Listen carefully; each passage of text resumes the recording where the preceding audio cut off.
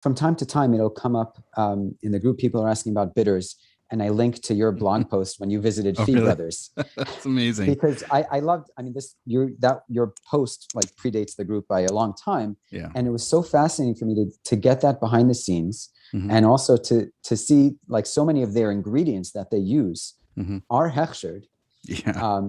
And then you also had the conversation with them about Mm-hmm. obtaining a hechsher, a Yeah. hashgacha, and they didn't really see the point of it or the value in it. They weren't interested. It was a little bit more than that. So I'll fill it. So first of all, Dovid mentioned it. I didn't bring it up. So back in, I want to say 2015-ish, give or take. Okay. So I was visiting my father-in-law. I married a girl from Rochester. Her father still resides there. And Rochester happens to be the home of Fee Brothers. That makes a whole array of bitters. Yeah. And they actually have been around since before Prohibition. And anybody who goes there, they have a whole separate room dedicated to how they survived during Prohibition. Mhm.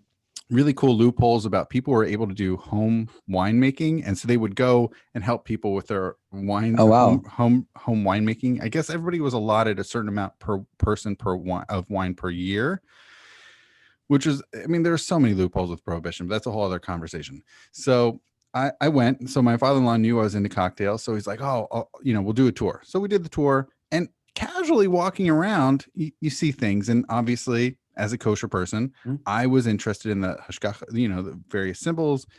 And, one of the first things that I really noticed was that, one thing I think that people could point to when it comes to the list of ingredients on bitters and other such matters is glycerin. People say, well, glycerin could come from animals, this and that, the other thing. And there was a very clear hashgacha on the glycerin that they had there. And I think they even made a point of saying that they only do vegetables, like they don't do any animal-based glycerin there. They had no idea about the kosher. I noticed that. And then like the whole time they were talking in the rest of the tour, I just kept looking around and just seeing kosher symbol after kosher symbol on all these different products. Now, I didn't sift through all their stuff while casually being on the tour.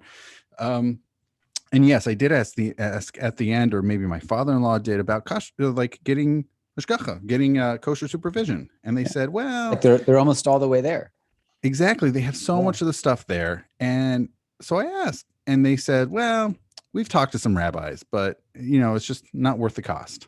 And they just weren't interested in paying that money to have rabbi supervise their stuff and say it's kosher. So that was so fascinating. And I don't know what they've done in the last half decade or so since I visited, but if anybody wants to, take a trip up to Rochester and check out Fee Brothers, they can corroborate. Yeah.